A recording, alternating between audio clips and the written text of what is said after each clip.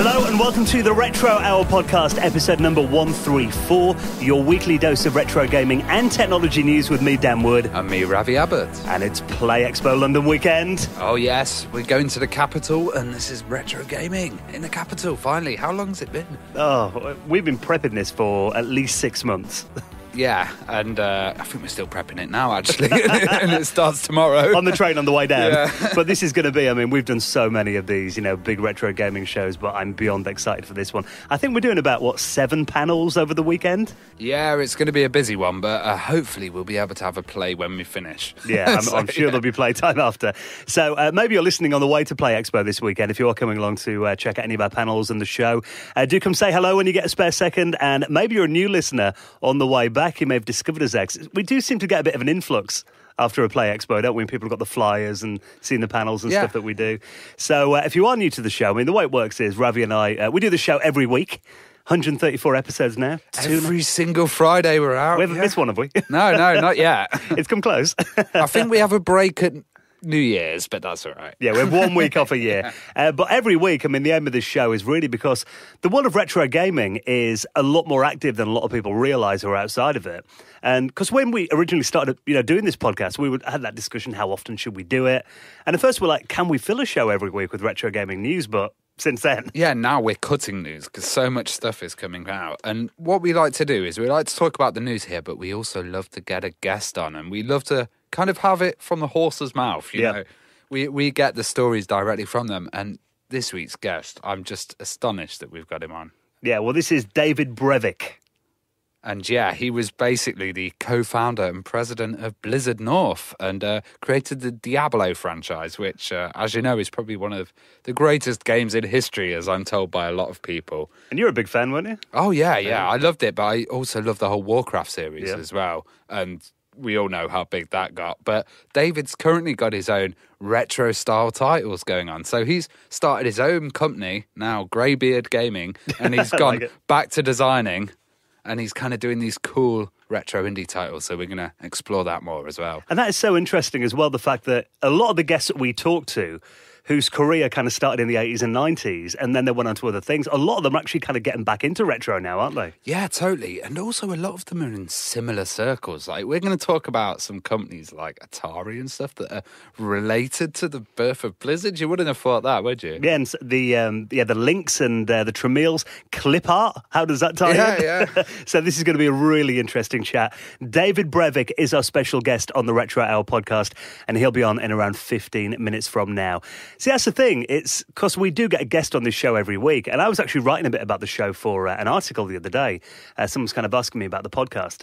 And I did a bit of research. The video games industry, we've heard the talk that it's bigger than Hollywood and bigger than the music industry today. It's worth $100 billion worldwide. It's crazy because there's also so many kind of assumptions done on the video game industry and not much fact-checking. And it's like, that industry's huge, Yeah. I'm sure movies get kind of scrutinised a lot more than games and stuff. Well, video games have only been around 40 years? So the advantage from our perspective doing a podcast like this is a lot of the people involved in the creation are still around. Yeah, totally. You try and do a movie podcast, you're not going to get someone on from 100 years ago. Charlie Chaplin. Yeah, good luck with that one. So, do hang around. He's going to be really good. David Brevik is our special guest, and we have an entire archive. 133 other guests that are similar stature, massive names that you can look back and check out the full archive on our website, theretrohour.com. Now, doing a weekly podcast is a bit of a challenge sometimes. There is a lot to do.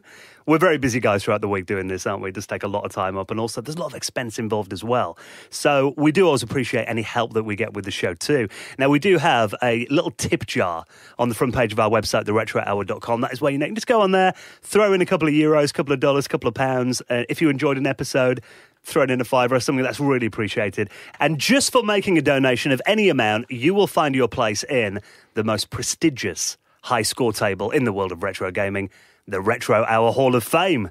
Now, this week, thank you so much to Robinson Technologies, Simon Pilgrim, Raymond Montalban, and Ian Pointier, who all made donations into the running of the show. And you can do the same. We accept PayPal, and that'll convert pretty much anything, won't it? Cryptocurrency as well. If you're into that, you'll find it all on the front page of the retrohour.com. Now, before we get into our guest, David Brevik, We do need to talk about this. How many tweets have we had over the last week or so going, have you heard about the Vega Plus? Yeah, the problem is the news was so fast-moving with it as well. And also, it's been going on for so long. Well, I remember talking about the Vega Plus when we started doing the show in January 2016. Yeah, so what's the kind of news? Because I'd seen that they'd been a few delivered, but they were subpar quality. They were... oh, God, there were some scratches on them. They had a bit of kind of cardboard in a Sinclair logo on them. They weren't to the standard that people expected. And it seems like they've been stripped of the Sinclair brand. Yeah, it hasn't been a good week for them. Now, if you're not familiar with the project, it has been a talking point in retro gaming for... well, about 3 years ago, I think they originally went up on Kickstarter and Indiegogo, wasn't it? Yeah, because it's been quite controversial, hasn't it? You know, people have received death threats. There's been quite a nasty thing. The whole thing has, to be honest. I think it's been a giant screw up, hasn't it, from start to finish? Really. I mean, this is if you haven't come across this before, it's a handheld recreation of the Sinclair Spectrum that, of course, was one of the most famous 8-bit computers back in the day. Clive Sinclair, very popular home computer here in Britain especially. And they came up with this concept of having a handheld Spectrum where you could essentially play all the old games, load your own games onto it as well. And it was officially licensed by Sky, who currently own the Spectrum brand, because they bought it from Amstrad. Yeah, they bought Amstrad who bought Sinclair, didn't they? So, it's gone through quite a few companies since then. But now, because so much has gone wrong with the Vega Plus project, Sky have essentially said to them, look, you guys are not professional enough to be carrying one of our trademarks. So they've now been stripped of the Sinclair branding that is actually right on the front of the console. So I imagine that's going to cause even more of a problem for them. Now, you think of this, though, they were originally meant to get delivered into backers' hands 2 years ago. 2 years ago, and this is the problem with Kickstarters and crowdfunding. I wouldn't say Kickstarters, I'd say crowdfunding. And the thing with crowdfunding is, you can get promised these kind of things and it might not always deliver, and people put their hopes into things like these. So, the way that they were presented, people were saying that they kind of didn't have any instruction manuals, charging cables. I've seen a lot of videos with people where it wasn't even wrapped in bubble wrap. No. It was just in a bit of paper or cardboard in a loose box. Well, there's a couple of retro listeners who've been, putting stuff out on Twitter and YouTube this week. I know Chinny Vision, he did an unboxing video, and at Large Lair, really good YouTuber, he'd actually did an unboxing and kind of review of it as well, and he scathed the build quality. I mean, you mentioned there about the boxes. It kind of got delivered in what looked like a shoebox that someone had hit with a hammer.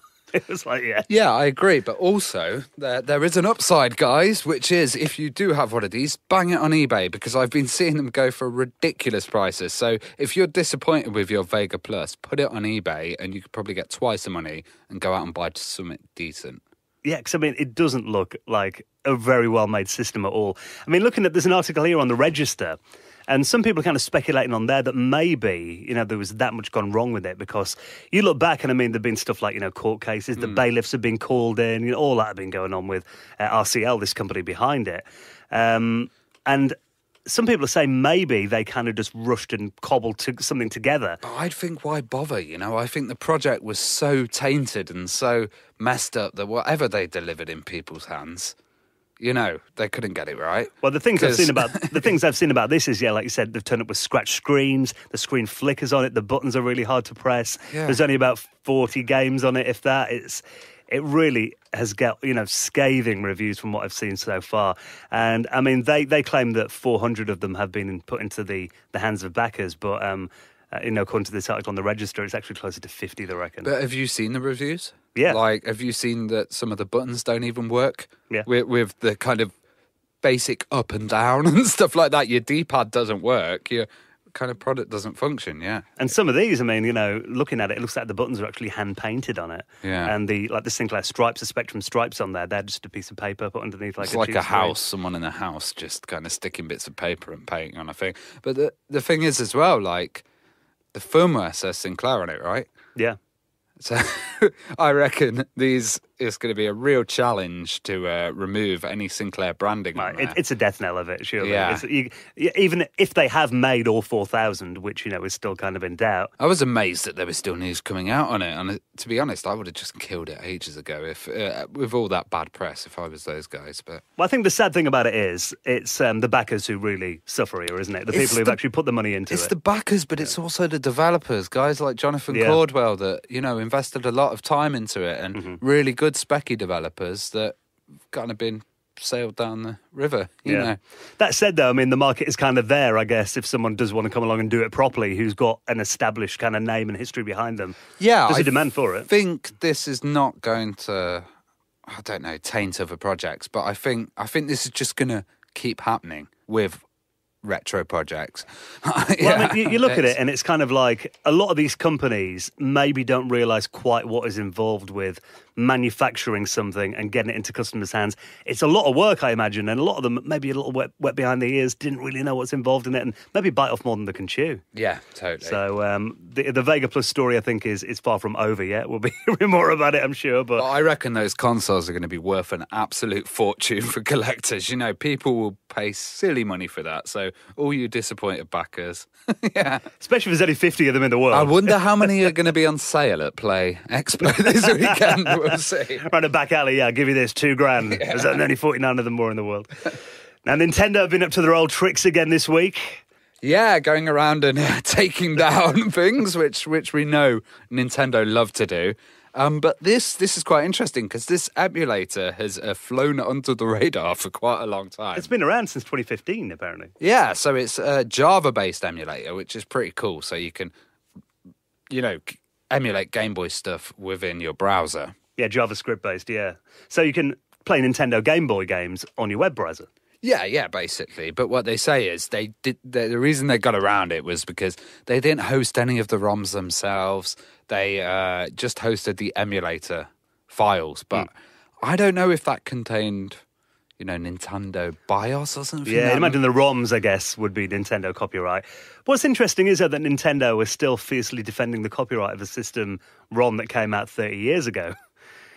They don't like anyone else getting their hands on any of their trademarks or anything really Nintendo, do they? Using them in any way that's not officially authorised. Yeah. As well because, the Switch hasn't even got a way to play all these games on there, their current console that's released. You could understand if they had it probably is coming. Yeah, that's what I mean. They're saying, they haven't got retro games that are kind of on this system available at the moment, but they may be. And that's the whole thing, emulating something that's currently for sale. Yeah, that's going to cause problems. Is that the correct thing to do? But also, what is fair use with a kind of system? And I guess it's Nintendo's definition of fair use. Well, there are websites that have, massive archives of ROMs and everything as well. And all the games and everything are on there that kind of get left alone, which is a bit weird. But then you get something like this, essentially was just a kind of, maybe it did use a copyright Nintendo ROMs. I imagine it did if it got took down by Nintendo. But again, all it was doing was providing a way for you to play games that you got elsewhere. And on the flip side of that, companies like Sega, who haven't been knocking out fan-made games and stuff, have now reaped the benefits with stuff like Sonic Mania, where they're actually working with these fan developers and bringing back the old franchise. So, Yeah, well, that game probably would never have existed if they got no straight away to exactly. Christian Whitehead, Well, I do think sometimes Nintendo do cut off their nose despite the face, don't they? It's a bit like, yeah. I can understand you've got to be protective about your trademarks and all that, but sometimes it kind of feels like Nintendo are still stuck in the 80s. Totally, that kind of I think the hardest thing in the world to probably upload on YouTube is Nintendo footage, right? You could probably put some horrific stuff on there, but you couldn't put Nintendo footage. So. Well, we did a Let's Play, didn't we, Christmas on the Nintendo Switch? Yeah. That got demonetised about 2 days after because it showed Mario Kart and stuff. They didn't take it down, but Nintendo, who probably need the £4 I'll make from the video. So, the good thing is there are lots of ways that you can play Nintendo games if you want to, but I think until Nintendo get this online service on the Switch and you can actually play these games, it is a bit harsh kind of cutting off people's emulators if they want to play the classic games that they had back then and bring back some memories. Yeah. So Nintendo, they're a very nostalgic company for a lot of people. They want to revisit the past, and that's a nice way of doing Have you seen this new Nintendo box where you can get kind of Nintendo fan nostalgia merchandise sent to you every month? No, and you get different types of stuff. I saw it online. It's like one of those loot crates. Yeah. But it's like a Nintendo fan special crate. Yeah. What do you get in there? Like games and consoles and It's stuff? like cards of like Mario and stuff, like a little sweet case that looks like a Game Boy or something. You're really selling that well then, yeah? You can tell I'm not a Nintendo fan guy. Yeah. Haven't you got or you're planning to get a Switch to... I've got a Wii U. Yeah. The Wii U is a great console. Yeah, I love that. I still use that, yeah. I've got every Nintendo... Hacked it to hell as well. I've got every Nintendo... Well, not handhelds, because there's a lot of them. A lot of variants of the Game Boy around, isn't there? But I've got every Nintendo home system apart from the Virtual Boy. Yeah, I'm just waiting for the N64 Mini so that I can play that on HDMI. That's what I want. Yeah, I'll definitely get one of those. I love the N64.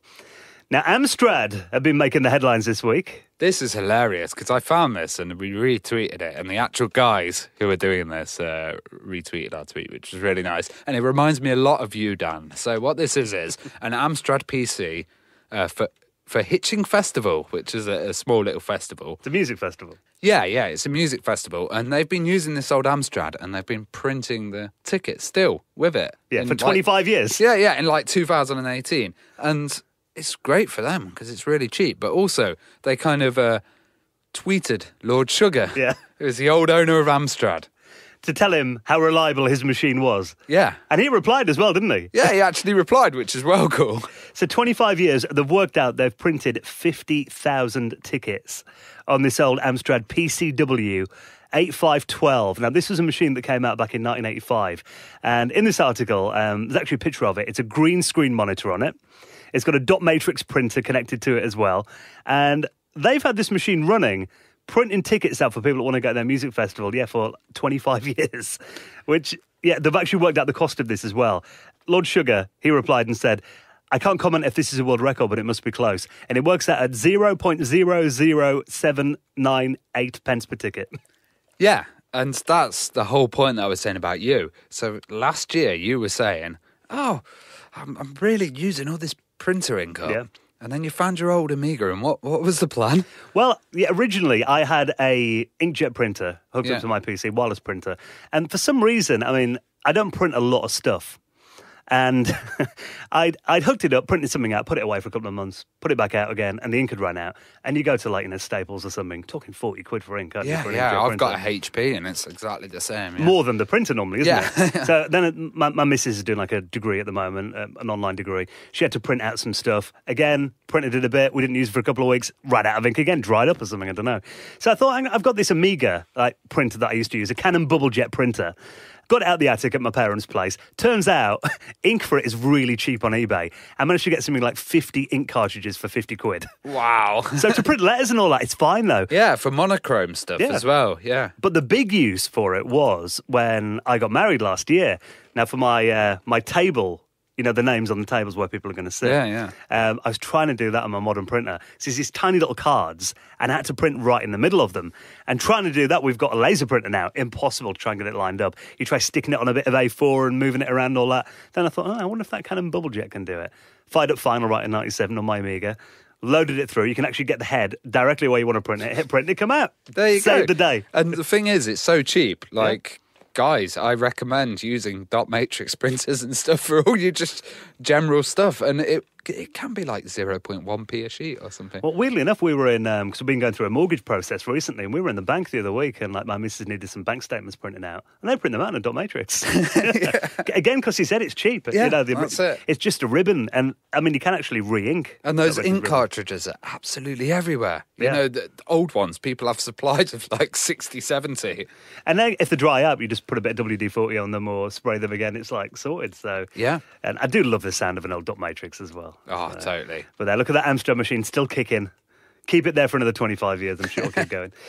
Now, this is a really, really interesting company who you don't hear all that much about. Probably the most groundbreaking dead company in Silicon Valley. And we're getting a movie about General Magic. Yeah, so General Magic were kind of within Apple Computer. They were a company based there. And the thing about General Magic is we've had a lot of films about...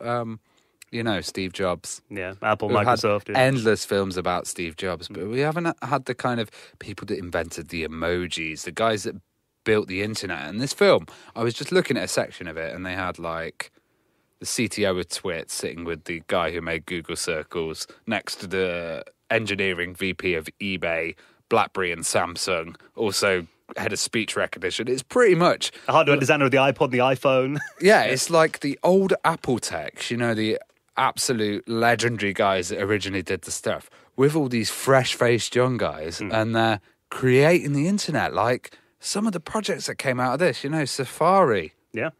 Like they've got the VP of Google there. There's a founder of Nest sitting with the iPhone and the iPod hardware designers. So that's what all these guys went on to after General Magic, isn't it? But they did the foundations of what essentially became all of those projects while they were working there between 1990 and 2002. Yeah. And it was kind of insane because General Magic were doing stuff like, handheld wireless personal communicators. Yeah. You remember the Newton as well? The Apple Newton, yeah. Yeah, there's a big connection with the Newton there. But they also had full designs for emojis, user interfaces, all of this kind of stuff that's incredibly ahead of its time and kind of laid the foundation for the modern internet, really. Well, I mean, there is a quote in this movie trailer, which I will put in the show notes at theretrohour.com. And the trailer's about 2.5 minutes long. It's going to be a full-length documentary movie, isn't it, all about General Magic? Yeah. But there's a quote right at the end of it where they're having a discussion and they say, would Android today exist without General Magic? And they say no. Yeah, totally. And that's the thing. It wasn't Steve Jobs that did it all. No. There was lots of people around him, but all that innovation was also coming from Apple, which is just absolutely fantastic. Yeah. And having that hooked up with the Next. Yeah. And all of that. It all kind of ties together, doesn't it? It's crazy how everything ties together. And it's awesome to see companies like this who did, maybe they weren't the most front-facing, the ones getting all the media coverage at the time and everything, but these were the guys kind of behind the scenes in the lab working on all this technology that today is used everywhere. And it's good to see them getting recognition and a full movie made about them as well. Yeah, and it's kind of interesting because you think in your head, where did eBay come from? Or where did, Well, is there a clip in there of, essentially the eBay, is it a guy who's had his PC at a desk? On a desk, just with loads of checks. And he's just manually putting them all through. And they're probably walking by going, what the hell's he doing? Oh, auction site or something like that. And he's like, oh, we got another one in. You know what I mean? They've got a few more people. I remember that, actually. My friend's dad was like, oh, I'm selling my violin on the internet, and we're like, are you mad? Like that. No one's going to buy it. I've got to send a check off to this place. It's this thing called eBay. I was like, what? Yeah, before PayPal, you had to send a check in the post, my word. So, this is going to be a really interesting documentary. I love a good, nerdy computer documentary movie anyway. They're always really good. That's it. And I think this one's going to be good because it's going to really focus on the tech and stuff like chip design, modern modems, multimedia email, streaming TV, e-commerce, rather than the drama behind Steve Jobs. Yeah. There's been enough of them movies over the last couple of years. Aston Kutcher. Oh, God. Yeah, that wasn't the best one. No.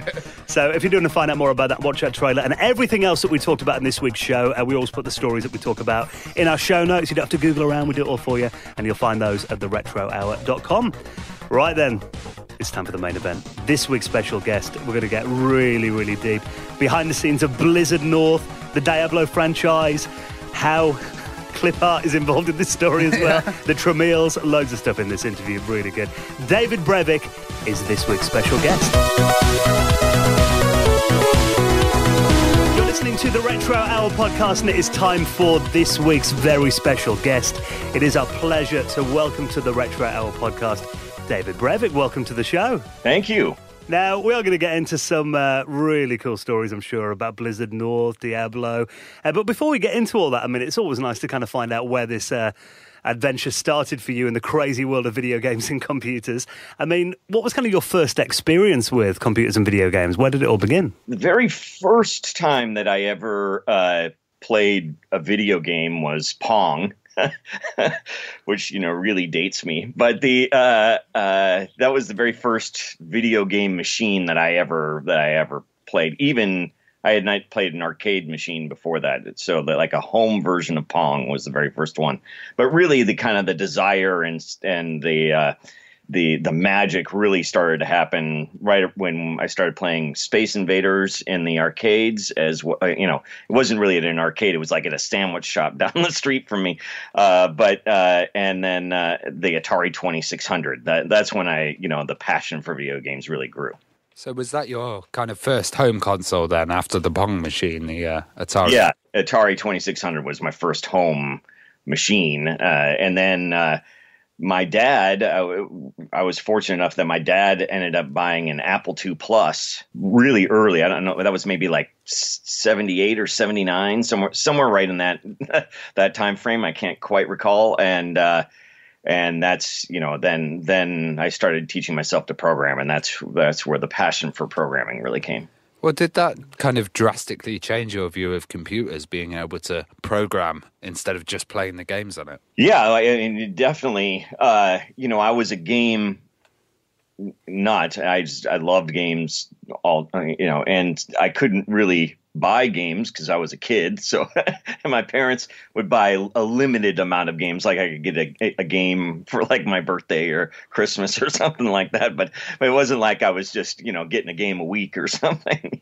So there were just very limited times and so I could though like earn enough allowance and stuff to go and buy a magazine, and the magazine would have games in it that you could type in, and it would have the complete program listing that you could type in AppleSoft Basic and play the games. So that was really like one of the ways that I started to learn how to program and learned and really developed a passion for gaming was copying this code out of magazines.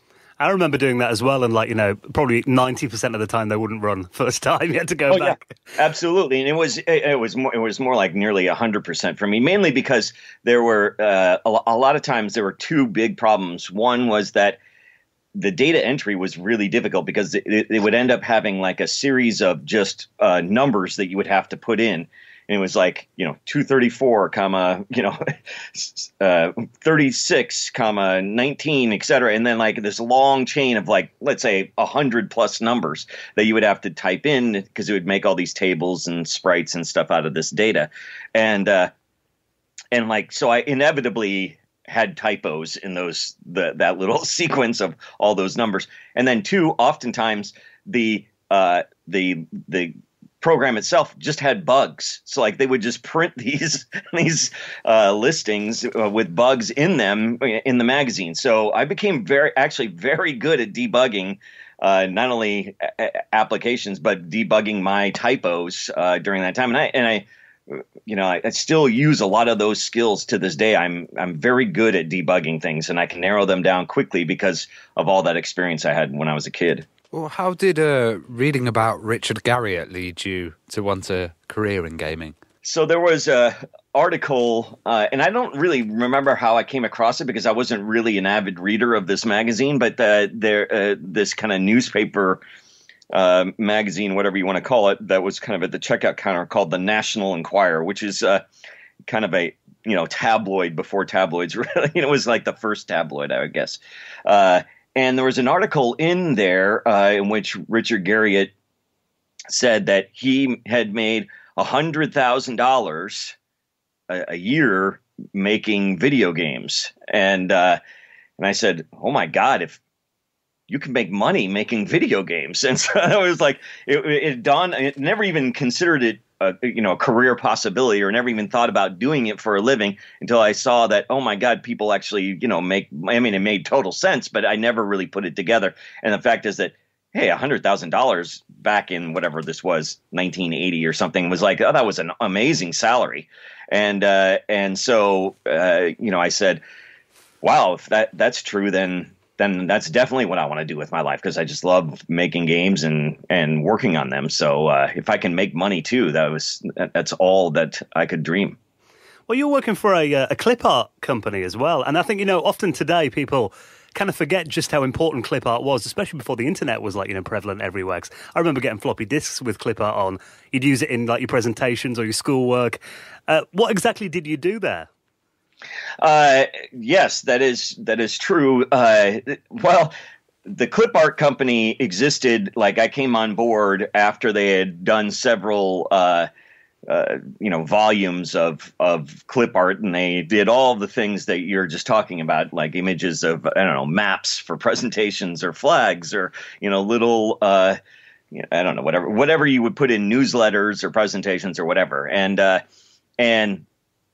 that business was not going very well. They had like overproduced a billion of, I don't know if it was a billion, but it was a lot. They way overproduced the amount of CDs. They weren't selling as many of that. So they ate up all of their costs in manufacturing these CDs, which cost, let's say, I don't remember, like $2 or to make a CD or something like that. And so they had spent thousands and thousands of dollars on this, and they weren't selling any. They were selling slowly, I should say. And so they were kind of at a loss with the business. It was in kind of dire straits. And they had all of these artists and said, well, if we get a programmer, we might be able to use these artists to make a game. So the owner, his family knew the Tramiels, who owned Atari at the time. And through that connection, they were able to get an Atari contract to do an Atari game on the Atari Lynx, which was a handheld machine. And so they needed the programmer and got me and hired me to be the programmer. And then I worked with other artists there to create my first game. But the company, again, was not going very well, and eventually went out of business. But the writing was on the wall pretty early for me, because my paychecks started bouncing about 4 months in. So, I knew it was time to kind of start looking for a new job pretty quickly. And I left there before I finished the project. But the project eventually got released. It was a game called Gordo 106, and you can find obscure things about it on the internet every now and then. People speed running it or something weird. Anyway, that's my first published game, technically, even though I wasn't there for finaling it. And the Lynx was, everyone talks about the Game Boy and what a revolution that was, but the Lynx was it was streets ahead of it in terms of the power of the system as well. What did you think of the Lynx hardware? The Lynx hardware was amazing. It was way, way, way ahead of its time, because at the time it was, Game Boy is what it was competing against pretty much. But it was color, and it had you could, do things like adjust scan lines and all sorts of easy sprite things. And it was easy the processor was really easy to program on. And so everything about it was vastly superior to the technology in the Game Boy. They just didn't have any support or games or things like that, which has been the story of Atari ever since the 2600. Or they've even though they may have great hardware, they just never got the support or the IP that they needed to make a successful gaming company. So I know it was that Dave Neal and R.J. Michael, the guys who invented the Amiga, pretty much went on to work on the Lynx, didn't they? Correct. Yes, exactly. That's exactly right. And I was going to mention the Amiga. Just like Amiga was way ahead of its time in a lot of ways, the same was with the Atari Lynx. It was incredible. Well, how did this lead to you getting work with Iguana, and what were you first doing there? So at Iguana, I became technical director there, but But I started working, I was working here at this clip art company called FM Waves, and it was not going well. And so I started seeking for new employment. And this was really early, pre-internet times. So we would go to the newspaper to find job listings. And there was a job kind of down near where I was living in San Jose. So I went over there and interviewed, and it was a little bit of a absent-minded professor. They wanted to hire somebody with experience, and I had a little bit of experience, but it was, just working on this one product. And I interviewed there probably 4 times, and every time I went to go interview them and show them the project that I had been working on, and I technically knew what I was doing, I would forget something. I would forget a cable or something, and I couldn't show the stuff off. I kept forgetting something, and they were like, "Oh my God, this guy seems really great, but he seems a little bit like that absent-minded professor." And so eventually I got everything together, and then they hired me, and so I left FM Waves and joined Iguana Entertainment, and the very first project I did there was a conversion of an arcade machine. NFL, it's super high impact football, kind of a American football conversion from. It was kind of like NBA Jam styled football. Is about the best way to describe it. And it was a precursor to NBA Jam, and so I converted that arcade machine into to the Sega Genesis in 3 months. And they were doing a lot of contracts for Acclaim, were they? Correct. This was a contract with Acclaim at the time, and this was one of their first contracts with Acclaim. And Acclaim was super impressed with the job that we had done. It was like one of the very first projects that they had ever had that was on time and on budget. Like, and then there was also the Super Nintendo conversion of the arcade as well. And that development company was like floundering. It was not. They were way behind our version, and so we looked even better because of the other dev kind of floundering and us getting it done on time. So that really led to quite a bit and a lengthy relationship between Iguana and Acclaim. And I heard you accidentally turned down Mortal Kombat. Well, yeah. So we had done this arcade machine, the super high impact football conversion, and Acclaim's like, well, this is really great. You guys want some more work? We got lots of work that we would love to give you. And so we said, yeah, sure, we're interested in more work. And so the president of Iguana, a guy named Jeff Spangenberg, and myself said, well, we got this new arcade machine. Why don't you go take a look at it? So we went and we played it, and I was like, oh man, this game is great. This is gonna be a big hit. I think we should take this job and stuff. And Jeff's like, nah, I don't know, man. This game seems too quirky. This is, it's too weird. I just think it's kind of silly with all the, gore and stuff like that. And so he eventually turned that down, which was Mortal Kombat, and then he totally regrets that, obviously. And then later they came back and said, so we got another arcade machine that you should try, and so we went and played that one, and that was NBA Jam. And I said, oh yeah, this is a really great game. This is also going to be a really big hit. And he said, okay, well, we're not turning this one down. And so we took the contract to do NBA Jam. Well, how did this kind of close relationship with Acclaim make you want to start your own company and kind of break free of the Iguana? The reason I left Iguana was because they moved the company from the San Francisco Bay Area to Austin, Texas. And I didn't want to travel to, I didn't want to move to Texas. And so because I had done some work on, for Acclaim, doing the NBA Jam, started work on that, as well as doing the super high impact football. And also at Iguana had made this game called Arrow the Acrobat for Sunsoft. I was able to kind of get some work for hire from a couple different companies, from Sunsoft and from Acclaim, and that provided us with the contracts to do extra development work, so I could create a development company. And so I asked two of the artists that I had worked with at the FM Waves clip art company if they wanted to join me and start our own company, our own development company, and make games with just the three of us, or maybe we need more, but start out with the three of us. And they said yes, and that was Max and Eric Schaefer, the brothers that I had met at the clip art company, and myself, and we started our own development company called Condor. And Iguana moved to Texas, and we got the contracts to do a game for Sunsoft called Justice League Task Force, which is a fighting game starring the DC superheroes, and as well as from Acclaim, we were able to get a quarterback club, a NFL football game on the Game Boy and Game Gear. So we were able to get 3 contracts to do work right off the bat. So that made the transition easy to create our own company, as well as kept me in the Bay Area.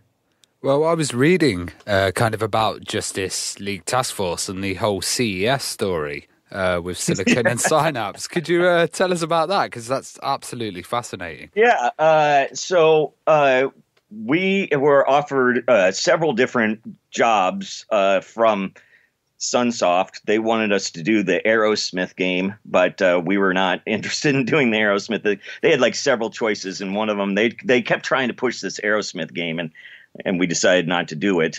Instead, we really wanted to do this DC superhero game, which was a kind of a Street Fighter clone, but with the DC superheroes. And they said, okay, well, but you know, we're just making it on the Genesis. And we said, that's fine. We didn't need, you know, that was enough work for us. And so we went about making the Genesis version of this product. And then we would go to these trade shows. This was before E3 existed. We would go to the Consumer Electronics Show, which is this gigantic trade show here in the U.S. where they have everything from car stereos, TVs, refrigerators, and video games were a section of this gigantic show. And so we would just have our little video game setups right next to, you know, the car stereos as they blew us out, and their sound was way louder than our sound. And so we showed up at the trade show, and lo and behold, somebody else is making the Super Nintendo version of this game. It wasn't that they weren't making the Super Nintendo version. It just was a different developer had the contract. And we didn't know that another version of the game was being developed, and we didn't know that they like we had never spoke to the other developer or like had any kind of, you know, shared any notes or anything like that. You know, there was no idea that this other version exists, and same for them. They didn't know that the Genesis version was being created. And we show up at the show, and the games are kind of strangely similar, which was bizarre. I mean, like even some of the artwork and things like that, and the locations and stuff that we chose were similar to theirs. Our moves were kind of very similar to each other and whatnot. So we kind of just got to talking to them, and they're this development company called Silicon and Synapse, and we kind of hit it off with them. We had a good time, and they're like, "Oh yeah, we're doing this work for hire stuff, but we really want to make PC games."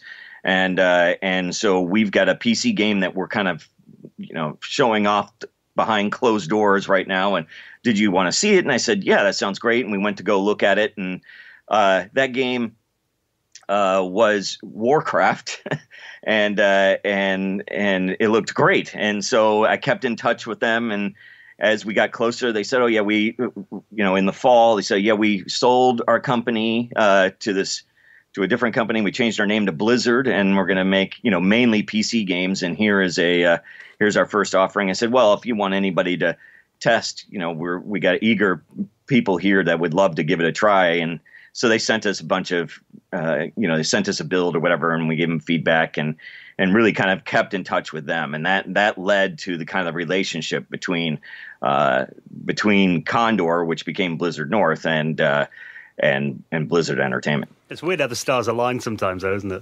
It's bizarre. I mean, it's so strange if you think about all of the like twists and turns in my career that led to the creation of what eventually became Diablo. Like the way that this, like all of these things kind of aligned is bizarre. The fact that the owner of Iguana got married and moved to Texas. Like then I created a development studio. The fact that we were both working on these projects for this publisher that didn't, and we show up and the games are similar and we get to talking, and you know that leads to this relationship which you know leads to Diablo, and like all of these weird coincidences that happen to exist to lead to the road of the creation of Diablo. And was it true that they were in the kind of world of edutainment before they did? Yeah, well, Davidson and Associates, the company that bought them, was kind of the leader in educational entertainment software, and they were number one. So they were kind of branching out. They kind of dominated that market, and their growth potential then was okay. Well, why don't we just make traditional games as well as educational games, and so they bought this developer, Silicon and Synapse, because they had gone and created some games that started winning awards like Rock and Roll Racing and some other games that they had made. So they were kind of a standout developer, and they said, well, we'll acquire these and make them the cornerstone of this new division of ours that was focused on entertainment.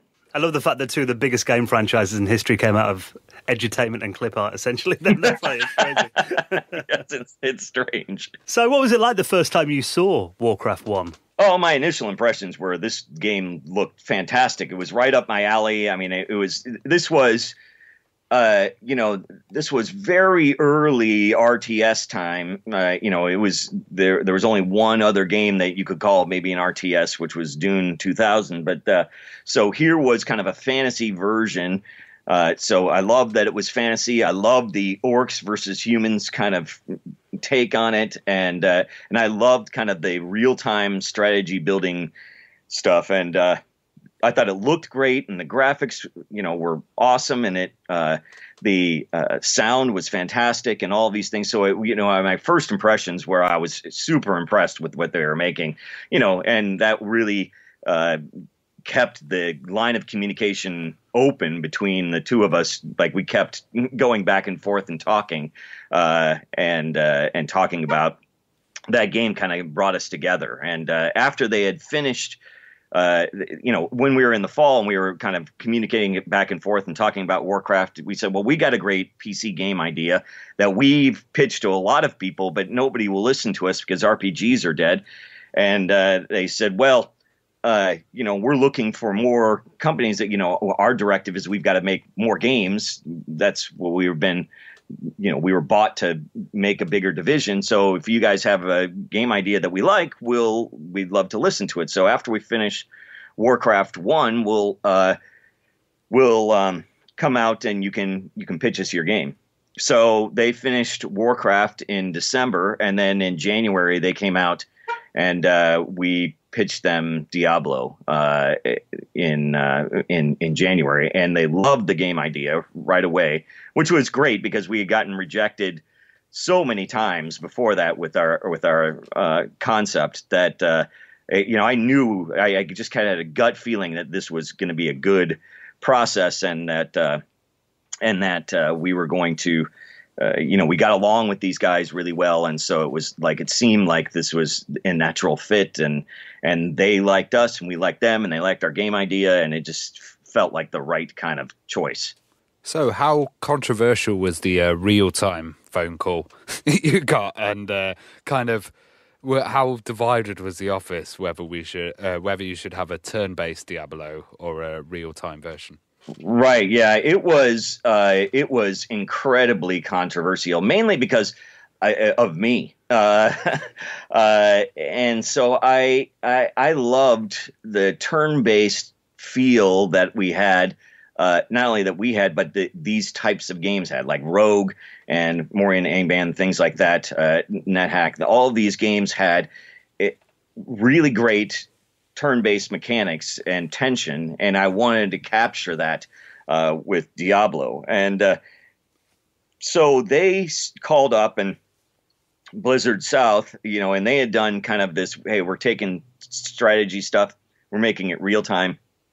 We think that you should do the same thing with Diablo, take it, from this turn-based thing to a real-time thing. And we were doing it was turn-based, but it was kind of a complicated turn-based. Like, it wasn't my turn, your turn, my turn, your turn. It was different turns took different amount of times. We can call it, tenths of a second, or you can call it frames or whatever you want. But moving diagonally took 1.4 seconds, and horizontally or vertically took 1 second, and swinging your sword may only take like 0.2 seconds or whatever it was, so it was turn-based, but it was kind of like there was different weights to your actions. And they said, well, it's really, we really think that you should try it. We think that it'll make a big difference. And I just really didn't want to lose that kind of tension. There was nothing more tense in my life than the experience of doing this turn-based combat, where I've been playing this character. All of these games, these Rogue and Morian Angband stuff, were permadeath games. So you died in the game, your character died in the game, that was it. The game was over, and you lost everything. And so making these turns, and you're getting down to the end, you find yourself in a stuck situation. You're like, oh my God, I'm running out of time. This is a disaster. What do I do? you would get up from the computer, you'd walk around the lab. It's like, oh my God, I'm going to lose like this 2 weeks of work on this character. It's the highest level I've ever gotten. I can't believe this. I'm in deep doo-doo at this point. And so you would plan out all of these things and look at your equipment. And like, there was this intense period of time where you're kind of agonizing over which moves you were going to do. And that inevitably you died. It was very sad, and your character was deleted, and you didn't play for 3 days as you calmed down, and then you come back and play again. But I loved that feeling. I loved the intensity of that. And I thought real time is just not going to have that, right? You're not going to have this moment where you're like, oh my God, I'm about to lose everything here. I've got to really think this out. And is there anything I can do to kind of give myself the best odds I can of succeeding? And so I didn't want to lose that kind of spirit. And so I was very adamant that I did not want to do this. And so we started talking about it as a group in the office, and people started hearing more and more about it. And pretty much everybody in the entire office was in favor of changing it into real time, or at least giving it a try.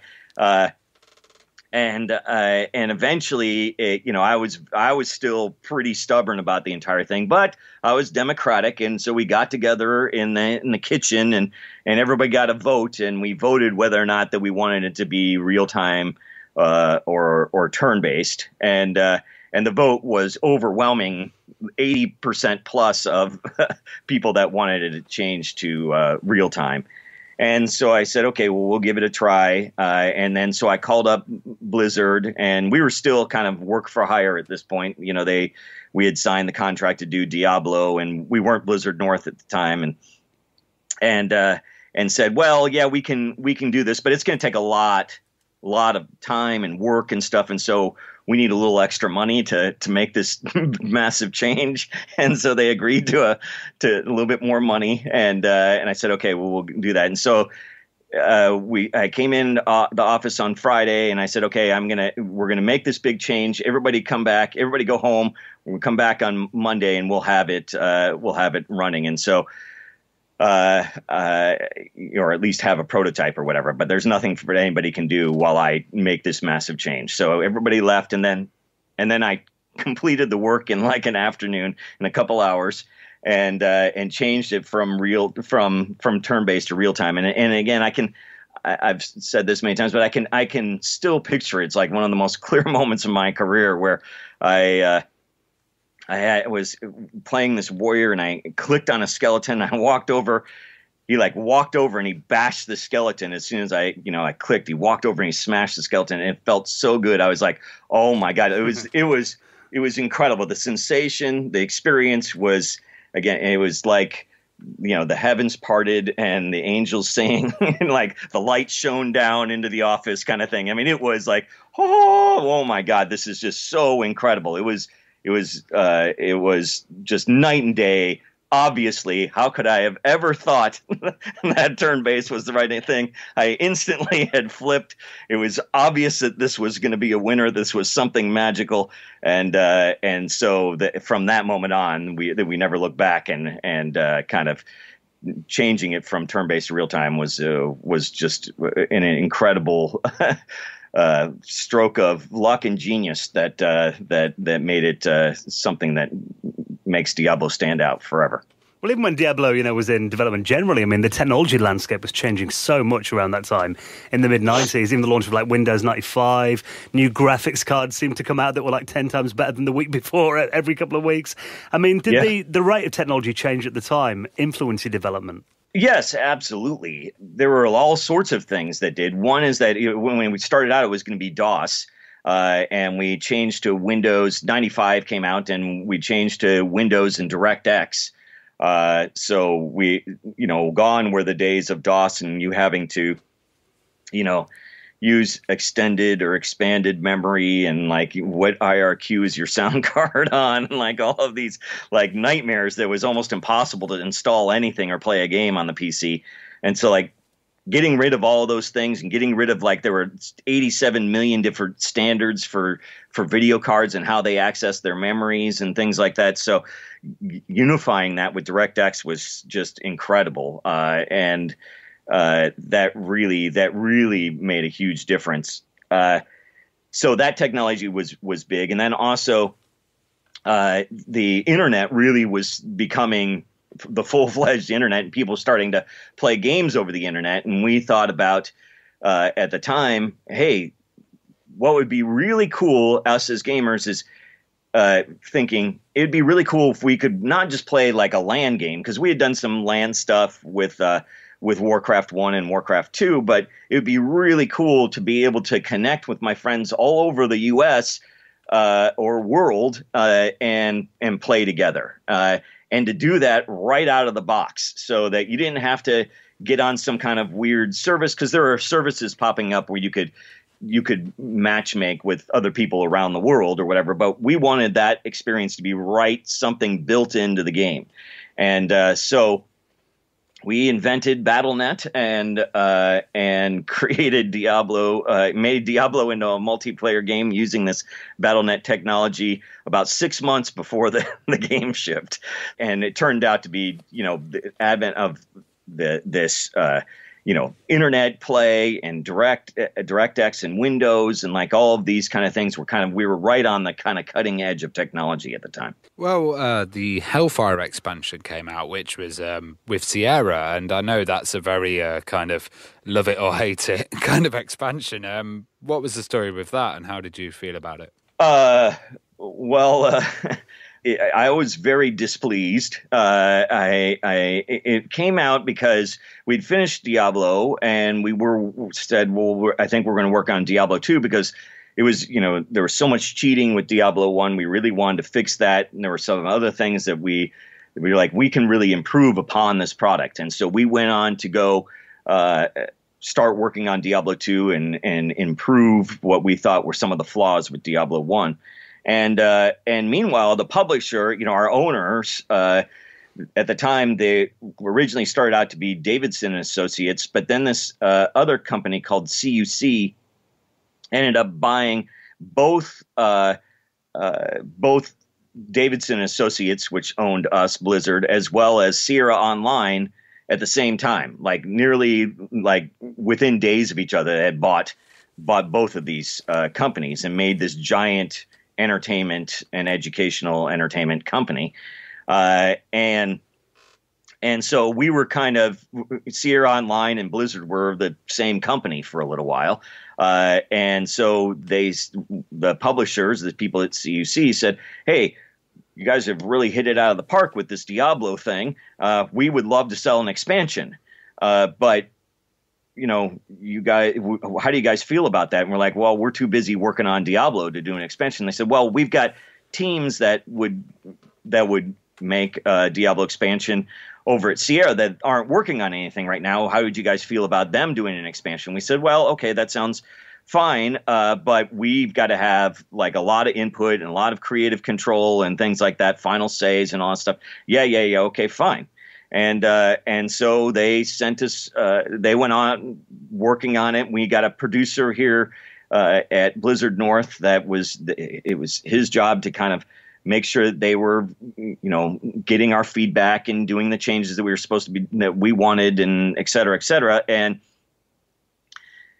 it wasn't really happening. They weren't making the changes that we were requesting, and they just kept doing their thing. And Sierra and CUC and Sierra or whatever ended up, publishing it without my permission when I didn't feel it was ready, nor did it keep really in complete theme with the Diablo universe that we had created. And they released it anyway because they wanted to make some money. So they had numbers to meet, and rather than do our changes, they decided to release it. So I was very upset about this.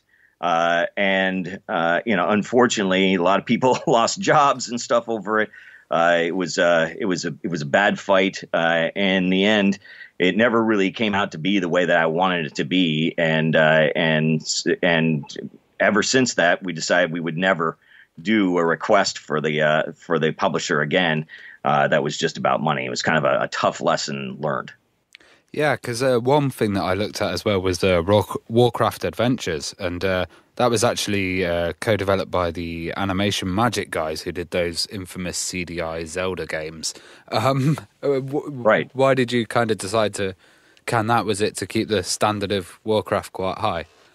Yeah, that was basically, we had been working on it, and they had designed it, and they were kind of doing a good job or whatever. Everything was going well, except for the game just was not very good. It was, it was not, the story was interesting, but the quality level, there was nothing there. Like, it was a very standard, adventure game.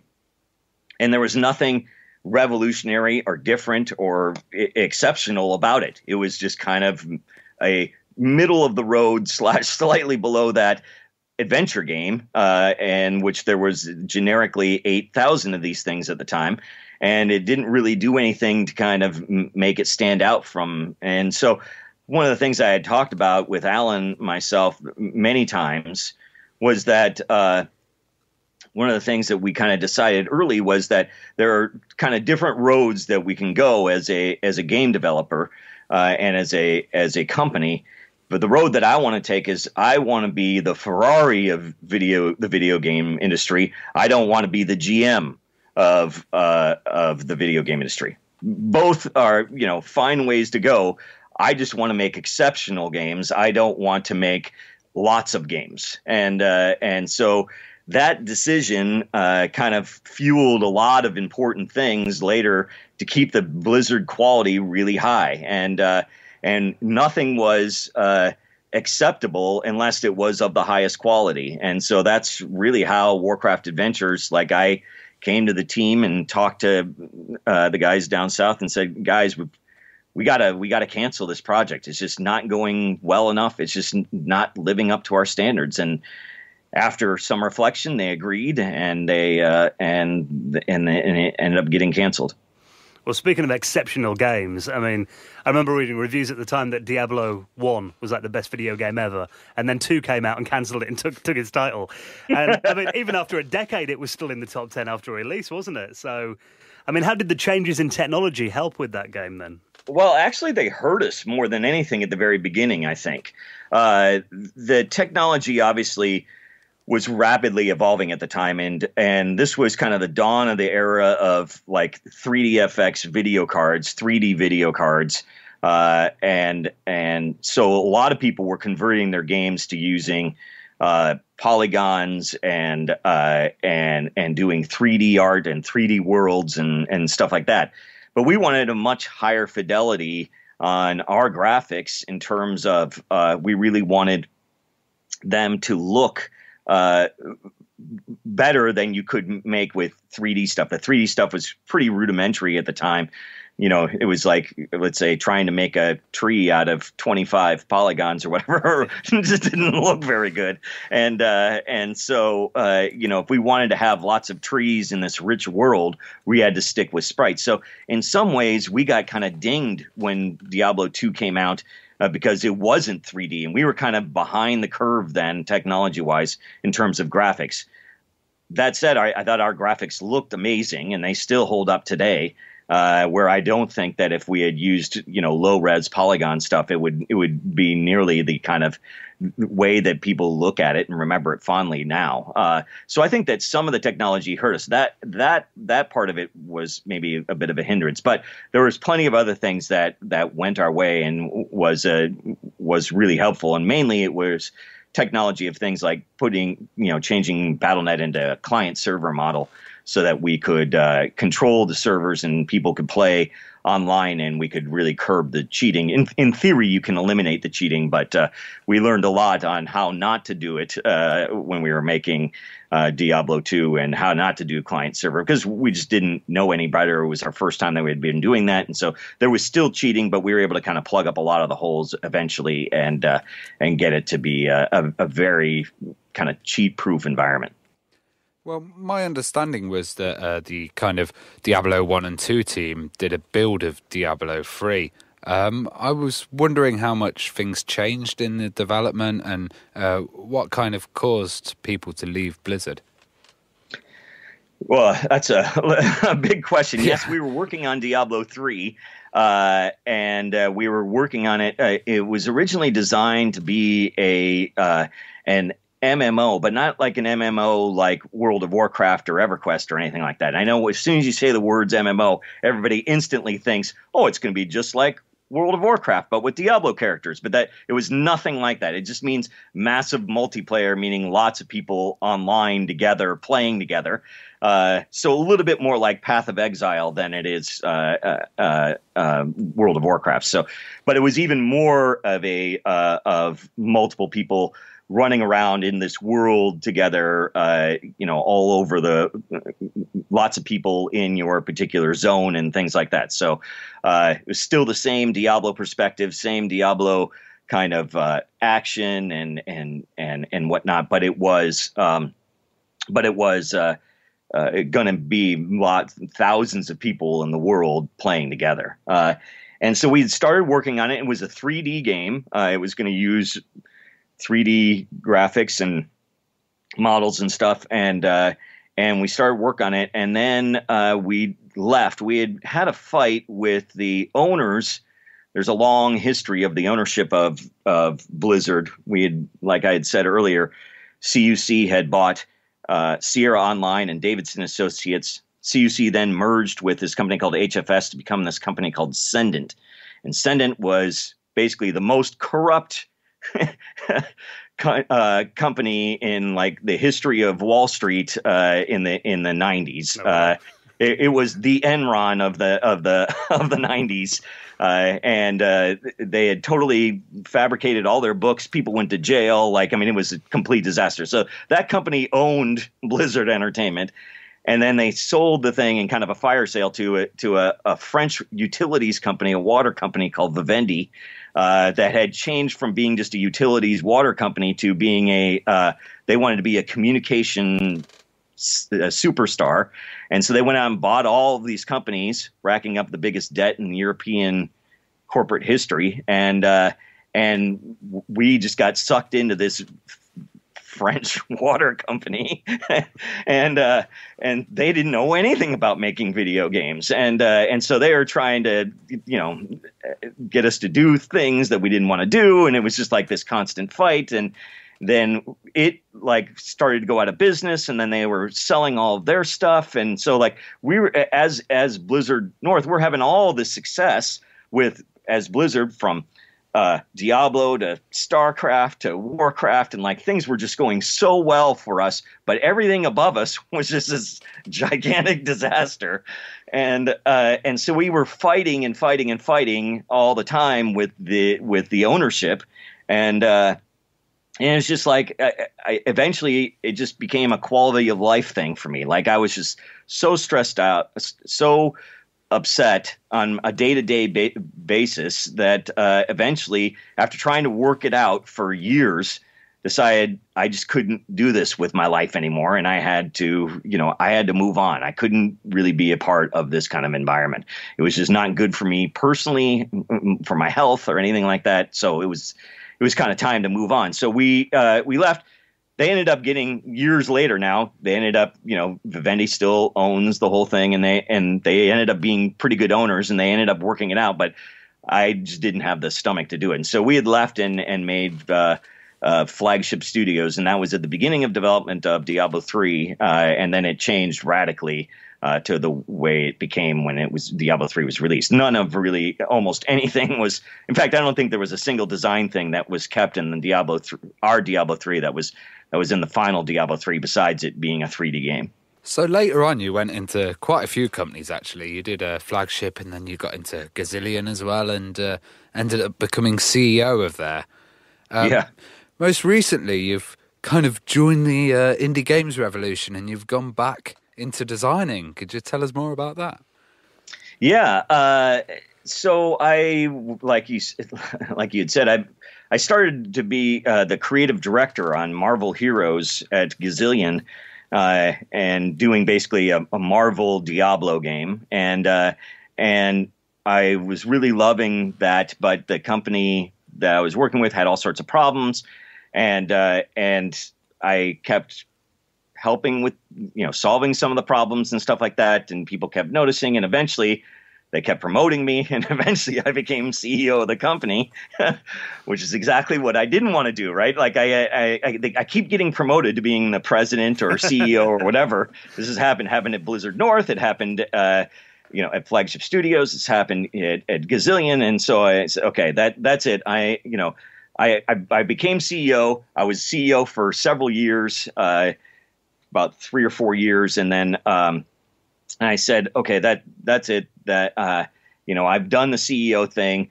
CEO job when you've got hundreds of employees and stuff like that is like I'm not working on games.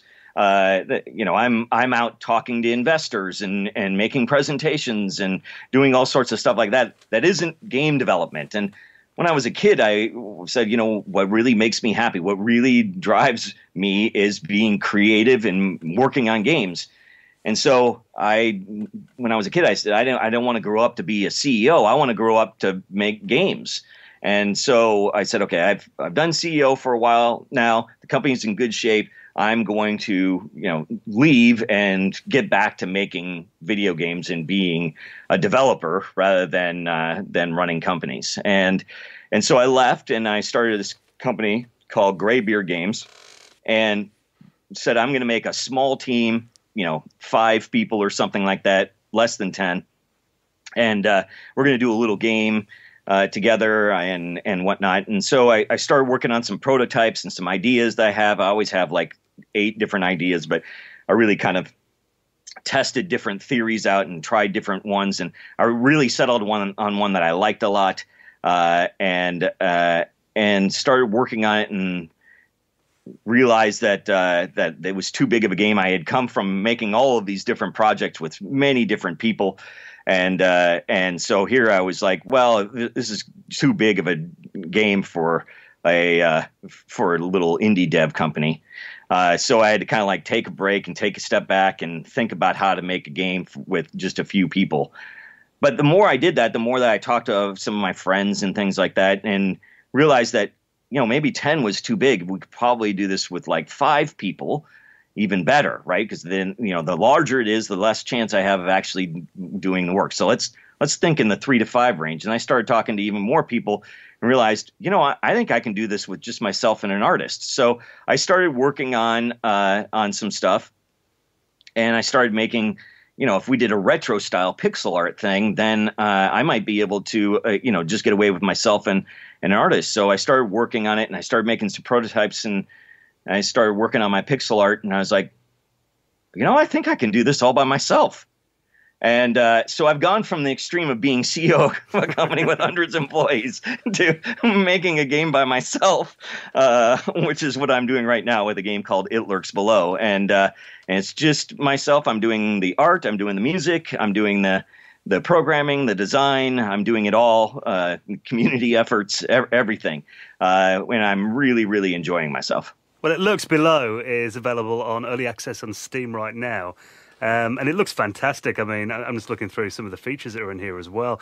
What's kind of been the feedback from gamers in the community so far on it? Oh, so far, the feedback has been incredibly positive. People are very addicted to the game already. It's basically, it is Diablo from the side.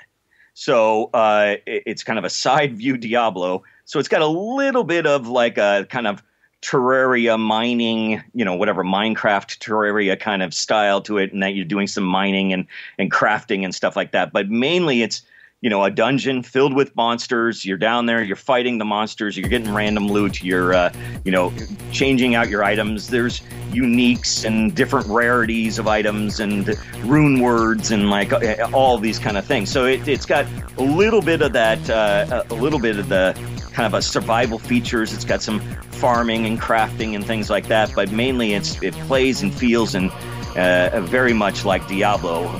It's very action oriented, and there's lots of randomness associated with random dungeons and random monsters, random items, and all that kind of stuff. So you can play over and over again. And there are many people in the early access that have 300 plus hours of playtime already, and So people can get quite addicted to it and are having a really good time. Well, I think everyone that's listening will want to try. It lurks below. So I'll put a link in our show notes if people want to get access to the early access on Steam. And David, it's been wonderful getting these stories as well. It's just great to hear that you're back to doing what you love as well. So thank you so much for coming on. It's been a pleasure. Oh, thank you. Thanks for this opportunity. It was a lot of fun.